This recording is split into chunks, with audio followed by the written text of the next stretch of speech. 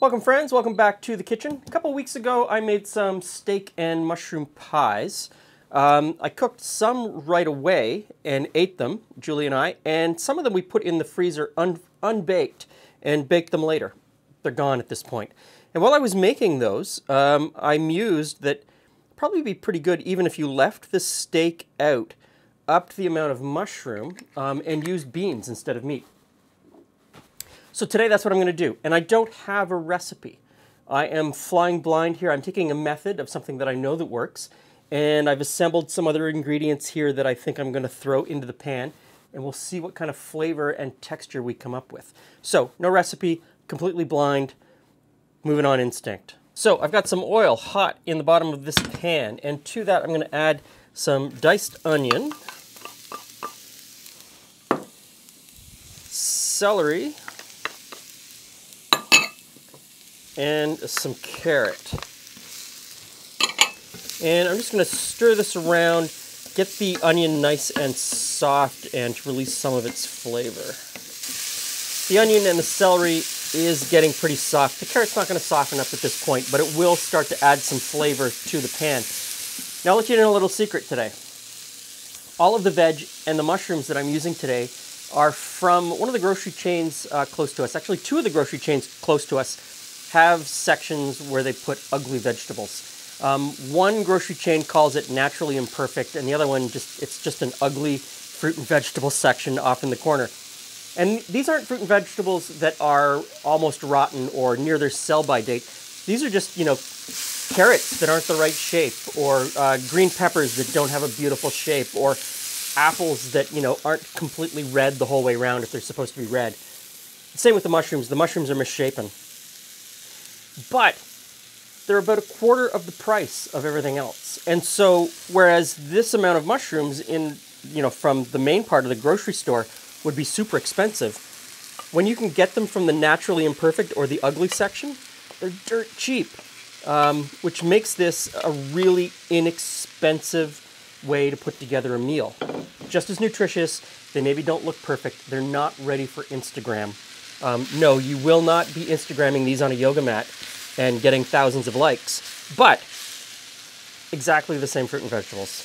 I absolutely love that sort of thing. Now that I've got the mushrooms in here, I'm just going to toss it around, and we want to cook this on kind of a medium-high heat until the mushrooms give up most of their moisture and concentrate down that flavor that they have. Now, these have given up most of their liquid. They're almost done.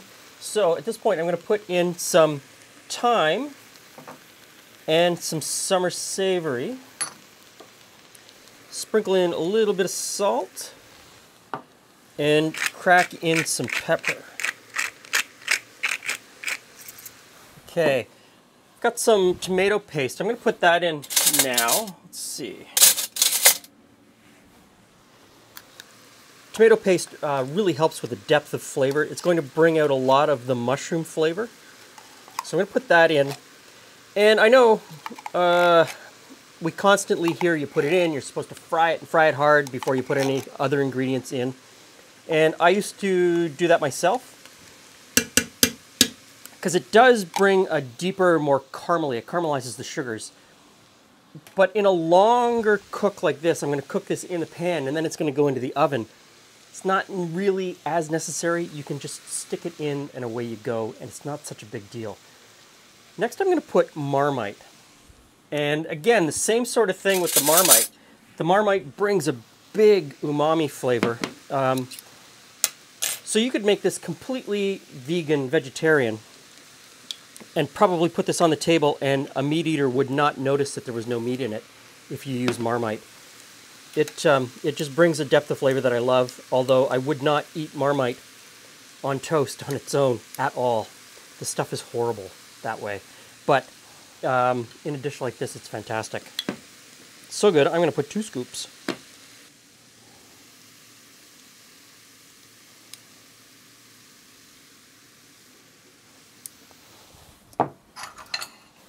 Okay, we'll just stir this together a little bit. Next, I'm going to add some chicken stock. You could use vegetable stock, you could use beef stock, you could use just straight up plain water. I don't think it really matters that much which one you use. Next in, I'm going to put some wine. And I'm using white wine.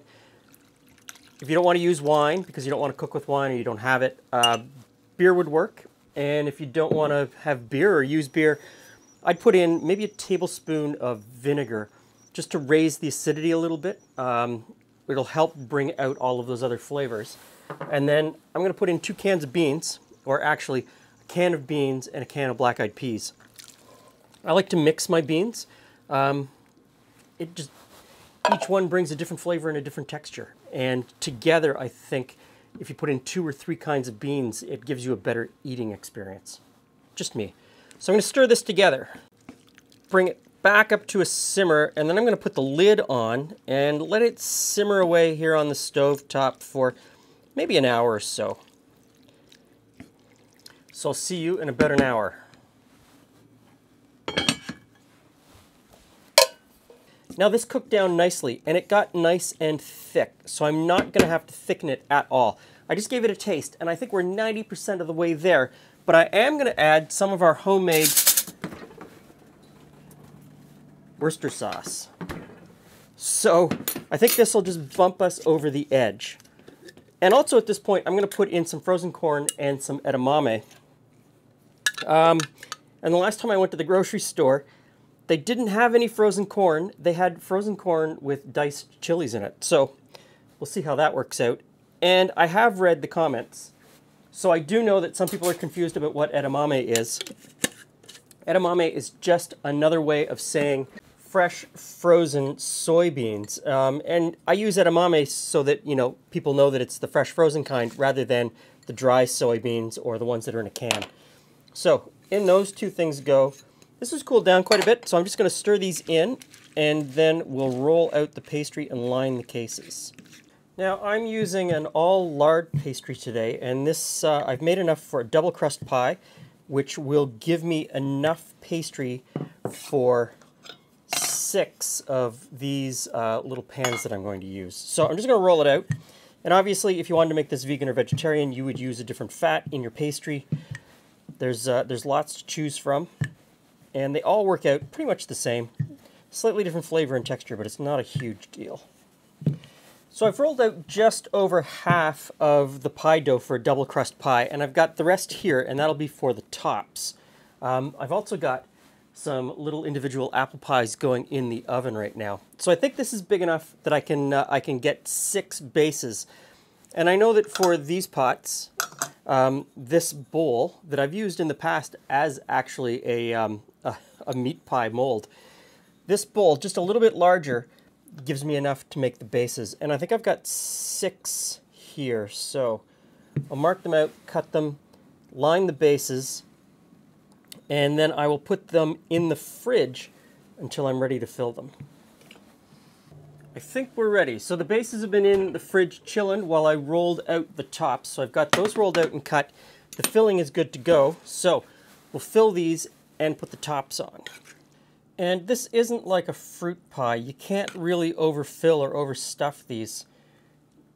You kind of have to be a little bit careful with your filling. So I'll get a base amount in each one, and then I'll come back and even them out. So I'm going to put a little bit of an egg wash around the edge before I put the tops on, and then I'm just going to crimp the tops on like you would with any pie.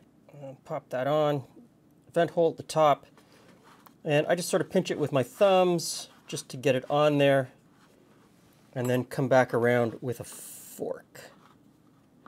Now, once you've crimped the edges with a fork, you could take a knife and cut off the excess pastry.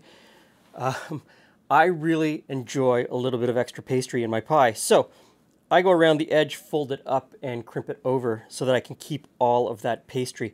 It's not going to win any awards for good looks at the fair, but I'm not trying to win an award. I'm trying to make something that I enjoy eating. Now, I'm going to take these 2, and I'm going to stick them in the oven. It's preheated. We're going to bake that until they're done. These 4 are going to go into the freezer. I'm going to bake them solid, and once they're frozen, I will wrap them up, and we'll cook them later down the road for dinner. Cook them right from frozen. You don't need to thaw them first. In fact, it's better to cook them from frozen. And I won't egg wash those until I go to put them into the oven a couple weeks, 3 weeks from now, whatever. So into the oven, and we'll see you back here for a tasting. Hey, Glenn. Hey, Jules. Hey, friends. What'd you make today? Bean and mushroom pie. Yay. Okay. Oh, I don't know, Jules. I had no recipe. I made it up as I went along. So is this for all the mushrooms we had in the fridge? Yep. Oh, it held together quite nicely. Okay, so let's just slice in. It's gonna be a bit of a mess. My gut feeling is that a chutney would go really well with this. of some Probably sort. would. Probably would. So I didn't have a recipe. I just made this up as I was making it. Who knows what it's going to taste like?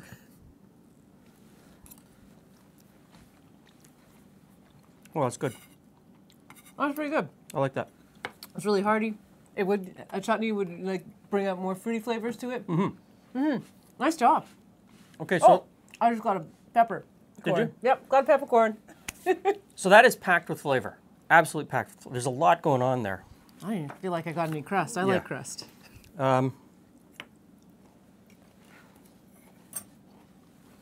So now you're gonna have to write the recipe. Now I have to write the recipe. So now I have to sit down and think about what I did and write it out. So I will write it out for you in the description box below. And I will cut the ingredients back because I've had enough in there to make another. I made 6 of these, but I've got enough filling that I could have made 8. Okay. But 6 works really well with 1 recipe of double crust pie dough. Ah, So I will cut back the ingredients to reflect the. so it matches the dough. So it matches the dough. It's kind of like the whole, what is it, 8 buns and 12 wieners Yeah, in I know. packages? Or, this one always gets me, marshmallows and Rice Krispies. We always end up with marshmallows left over, and then we end up in this cycle of buying marshmallows and Rice Krispies. Anyway, you don't need to know about that. Thanks for stopping by. See you again soon.